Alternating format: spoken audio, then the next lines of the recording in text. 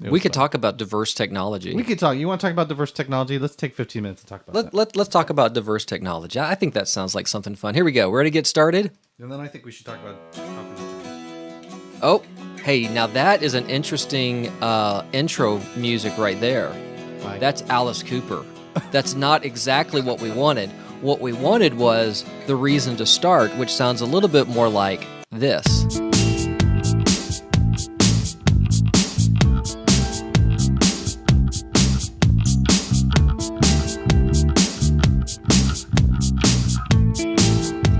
And welcome back to another episode of the John and Joe Show with John.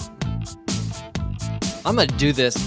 You're gonna do it Oh, let's just roll with it. Welcome back to another episode of the John and Joe Show with John Schober and my host, as always, Mr. Joey McGurr. Joey. How you doing today? I'm doing very good considering all things. Yeah. And yeah.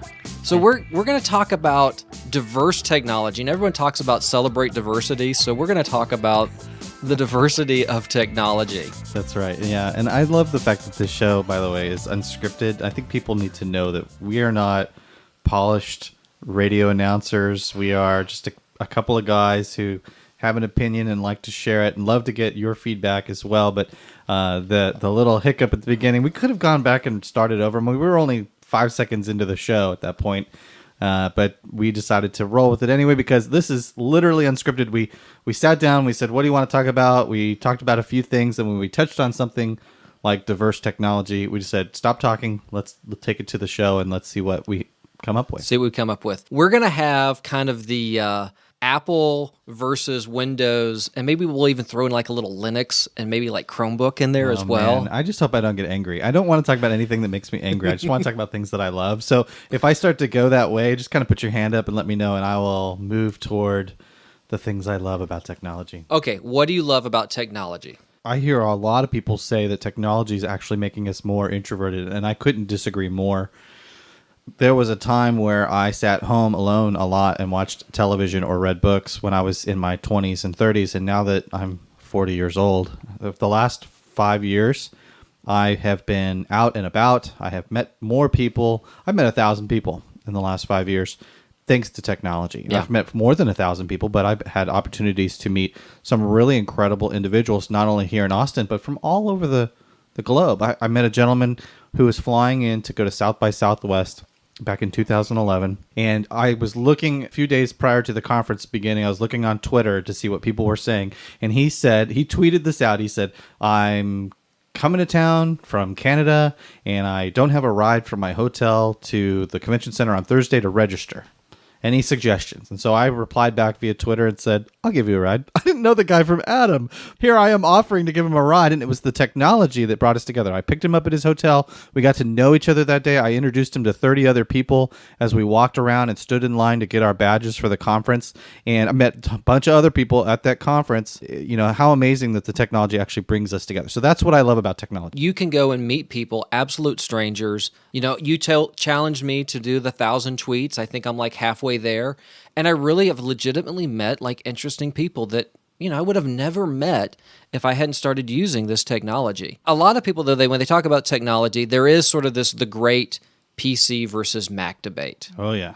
And so I am kind of on the PC side. You know, I'm a Dell guy. My technology background was on Windows, but I'm actually starting to sort of be open to the things of the Apple. Well, tell me about your phone, John. What kind of phone do you use? I have an iPhone. Right. I have an iPad. Right. Same here. I have a Dell computer. Same here. And I'm sure somewhere in this house there might be something running Linux, although that's like even too geeky for me. Right. Last year, John David was at the Apple Developers Conference in San Francisco. He got a scholarship to go there, which like way to go, John David. Super proud dad for him earning that scholarship. When I was there, I really did begin to see like the benefit of what at the time Steve Jobs had created in really creating the entire ecosystem where it's the platform, it's the device, it's the operating system, the whole ecosystem. And I saw how they've really been able to connect the iPhone and the iPad desktop or your MacBook or whatever and create like this integrated experience. And my eyes really did like pop open when I could see, I can get a phone call on my phone downstairs and it will ring my laptop up here and I can answer the call on my laptop. Browsing on a web page on my laptop and then, go into a meeting, and on my iPad, it's right where I left off. So I've kind of committed, my Dell, it's good, but it is getting a little long in the tooth. It's 4 or 5 years old. I pretty much want to smash it at least once a day. And I've kind of like, I just don't want to buy, I want my next computer to be a Mac. That creates an interesting paradigm because, there's not any entry-level price point Macs. I mean, there's no modular. There's no, build it yeah. and learn it as you build kind of thing when it comes to Macs. Yeah. You're committed to a $1,500 kind of entry point That's minimum. the entry point. And then the software is all proprietary. Oh, yeah. All the plugins, all the peripherals are all proprietary.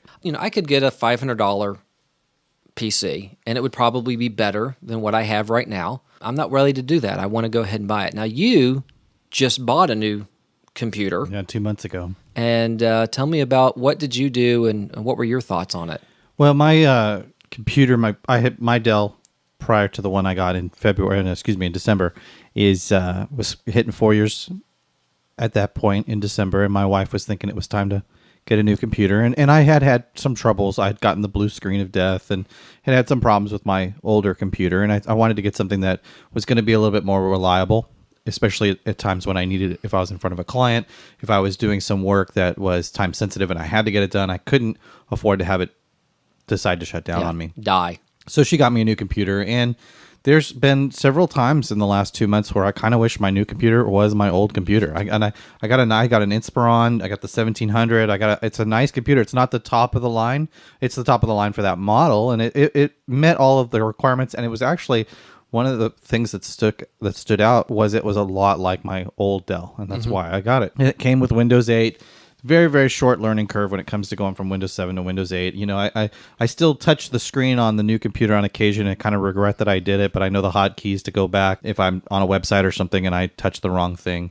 So it hasn't been too difficult, and it certainly wasn't difficult to learn. I don't know if I could ever go Mac. I'd like to think that I can because I do have an iPad and I do have an iPhone. In fact, I was in a friend's car yesterday. We drove down to San Antonio and back, and I was in his car, and I was held hostage because he has a Samsung phone that he can plug into a mini USB, and I had my iPhone and had no way of connecting it to any of the plugs that he had. Probably half a dozen different plugs in his car for various different devices, and none of them were going to plug into my iPhone 6. So I was, I was real careful to make sure I shut down all my apps. I wasn't overly using my phone. I wasn't taking unnecessary phone calls or spending a lot of time on the phone anyway. So that helped to make it last all day. I certainly was noticing that I was being held hostage power-wise because I couldn't plug it in. I might have, for a fleeting fraction of a second, thought I should probably get an Android phone, but I'm so happy with my iPhone. I mean, I'm not a developer. I'm not a coder. I don't need anything that is advanced enough to even do that. My iPhone is mini computer enough for me. Right. I don't need a real robust computer in my pocket anyway. Yeah. And the other thing, both of us have reached and exceeded the age of 40. Out. And we've come to that point where I just want it to work. I don't care about making a little tweak and doing this little thing and doing this stuff. I want it to work. I want it to work every time. Yeah. I don't want to customize. It's kind of like turning the lights on in your house. I don't have to know how electricity works. I just want to flip the switch. Right. And I don't need a dimmer on all of my light switches. I just off on. That's all I need. That's all I need. Yeah, we're becoming a couple of old curmudgeons. We've said already a number of times. There's days where multiple times throughout the day, we're just asking the question, why can't it just stay the same? Why does it got to keep changing? Now we know things have to change. We know that the laptop I bought 2 months ago, it's already obsolete, right? Sure. I mean, there's already newer stuff out there. And so it's, but you just have to do your research and decide what you're going to use. One of the things I want to talk about beyond just the hardware is how we manage various products, because there's Google products, there's Apple products, there's Microsoft products, there's Yahoo products, right? I mean, there's all these things. For example, one of my favorites is Dropbox. Mm-hmm. And I love to use Dropbox I know you use it as well. I love Dropbox. And there's a great app for my phone, and I can use it on my laptop. And so it crosses over very easily. It solves the problem of wanting to do something on my computer but not being able to access it on my phone because they're different. They come from different countries, so to speak. Dropbox is sort of that translator in between that, where I can drop a folder into the cloud and pick it up through either the mobile app or the web browser on the phone, and vice versa, go back and forth on the computer. Yeah, it really is interesting because, I come from an enterprise, corporate, big Dell, and so one of the challenges you had was how do you connect all of these people together? How do you connect all this data? As recently as 5 years ago, that was like a pretty big challenge. And so you had to have this data center and you had to have, all of these things just so that people could share data.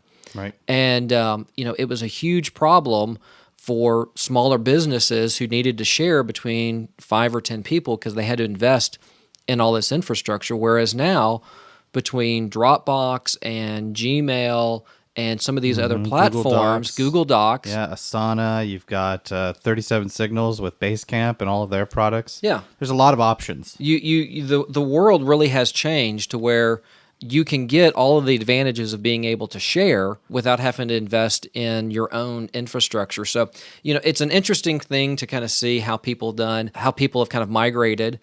On my calendar, when I set appointments, I've got a little plug-in so that people can see my availability, and it goes into my Google Calendar, although I actually use Outlook for my email. I don't use Google. Don't tell Ramin that. Yeah, that's not good. So anyway, it syncs up to my Google Calendar, syncs up to my Exchange calendar. So what's the product that you use for letting other people have access to your calendar or to schedule appointments with you? It's called Acuity Scheduling. Okay, so I used to have Tungle.me. Mm-hmm. I tried connecting it to my Outlook at one point on the day that I decided I was going to use Outlook. Had so much trouble, and I've mentioned it already on the show. I'm not a developer, but I'm not that tech illiterate, and I just had so many problems. And I discovered that even for me, I don't want if you want to have an appointment with me, I can relatively manage that pretty well on my own. I'm a big boy. If you can email me and say, hey, let's have coffee on Tuesday at 9 a.m., I can look at my calendar and say, that's not good. Let's meet Thursday at 1. And they could say, oh, that's not good. I'm willing to do that because I found I had a lot of trouble with it. What's been your experience with using a calendar scheduler like that? To me, it's wonderful. Now, admittedly, a lot of what I do is I have new people, new connections. So I don't have that relationships kind of built. So, I want it to be very easy. Hey, let's set up a strategy session. That's kind of the big thing that I do. And then we don't have to do this back and forth, with someone that I'm just building a relationship with. I make it very easy. Here's when I'm available. Just book a time. And so that makes it, for me, very easy. The biggest technical hurdle I had was the product, Acuity, only works on Google Calendar. So the big challenge that I had was all of my mail system was on Microsoft Exchange. So I had to find something to tie those two together. And that was actually probably, it was like a 6-week process. I looked at a couple of different products, and I'm not super happy with my solution, which I would not be surprised if I make the transition. Ramin, I may make the transition over to Google's products. Right. Because certainly in this space, Gmail and Google Calendar has got a lot add-in capabilities with third parties that the Microsoft platform just doesn't have. So, right. I'm definitely looking. I just don't want to give up my Outlook email client. Yeah. I love it. I had so many problems with Outlook, and a lot of my friends love it. About 15 years ago, I got a Yahoo email account, and I've been with them ever since, and I've been very pleased. So for all of those people out there that hear horror stories about their Yahoo mail, I have been over the moon in love with my Yahoo, except for the fact that I use Google Calendar and I have an iPhone, and I just, it's interesting to kind of have to take time out of my day. It's usually in the evenings or on weekends, and figure out these solutions to connectivity with in terms of the products that I'm using, the services, email and the hardware and the calendar and how it all kind of meshes together. Somehow I'm able to make it work. I don't know how. For example, if you were to send me a calendar invite from Google, from your Google Calendar, if you sent it to my email address, which is through Yahoo, Google won't let me see it. So it's very frustrating for me that to the point where that's another one of those reasons why, hey, when it comes to calendar, just let me know when you want to meet, because I can't even see it unless you send it to my Gmail account, which I don't actually use. I don't offer that up. I have it so that I can access Google products, but I don't use it as my email account. Well, I think this has been a good conversation. So I think, I guess the question is what technology do you use? How do you keep from letting the technology get in the way of the relationships that you're trying to build? I think a question for our listeners is let us know how you're using technology to build relationships and the challenges that you've had. That sounds great. Yeah, definitely let us know, because we want to know how you're surviving with all the different options out there and what you have found to be the best solution for you. All right. Well, that sounds like a way to wrap up this episode. We'll call it the Diversity in Technology episode of the John and Joe Show. Joey, what's our website address? Well, John, they can find us at johnandjoeshow.com or on Facebook and Twitter. And pretty soon we're going to have YouTube channel. We have the YouTube channel. Yeah, we do. We're going to start promoting that. You should find us on YouTube. Okay. Well, that's the wrap up of this episode of the John and Joe Show. We hope you have a great time, and I hope you enjoyed and were entertained listening to the musings of John Schober and Joey McGurr. Have a great day, guys.